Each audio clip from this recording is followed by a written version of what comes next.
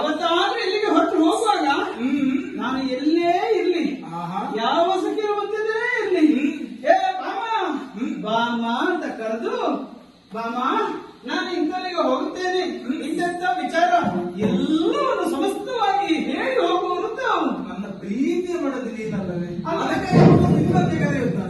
ಎಲ್ಲಿಗೆ ಹೋಗಬೇಕಾದದು, ಏನೊಂದು ಕೆಲಸ ಕಾರ್ಯ ಮಾಡಬೇಕಾದದು, ನಿನ್ನನ್ನು ಕರೆದ ವಿಷಯ ತಿಳಿಸಿ ಹೊರಡುವ ನಾನು.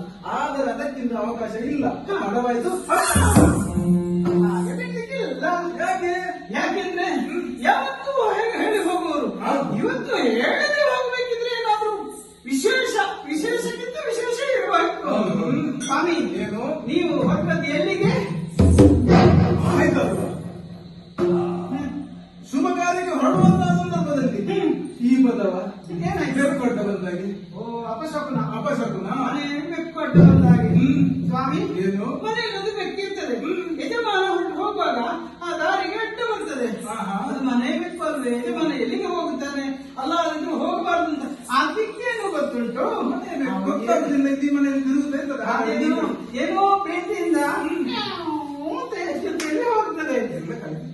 ಹೌದು ಸ್ವಾಮಿ. ಏನು? ಹಾಗಂತ ನಾನೆಷ್ಟಾದ್ರೂ ಮನೆ ಬೇಕಲ್ವೇ?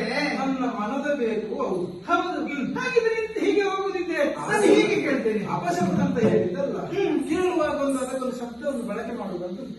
ದೂರ ದೂರ ಈಗ ನನ್ನನ್ನು ಎಲ್ಲಿಗೆ ಒಮ್ಮೆ ಹೋಗುದು ಹೇಳಿದ್ರೆ ಹಾಗೆ. ದೂರ ಎಲ್ಲಿಗೆ? ಒಂದು ಹೊಟ್ಟೆ ಉಂಟಲ್ಲ, ಮತ್ತೊಂದೇ ಶಬ್ದ ನಿಮಗೆ ಒಂದೇ ಶಬ್ದ ಹೇಳ್ಬೇಕು. ದೂರ ದೂರ ದೂರ ಹೊರಟವರು. ದೂರ ಹೊರಟಿರಿ ಸ್ವಾಮಿ. ಈಗ ಕಾರಣ ಬೇಕು ನಿನಗೆ. ಏನು ಕಾರಣ ಹೇಳಿ ಸ್ವಾಮಿ. ಹೇಳಲೇಬೇಕಾ? ಹೇಳಬೇಕು. ಓ ಕೀರವಾಣಿ,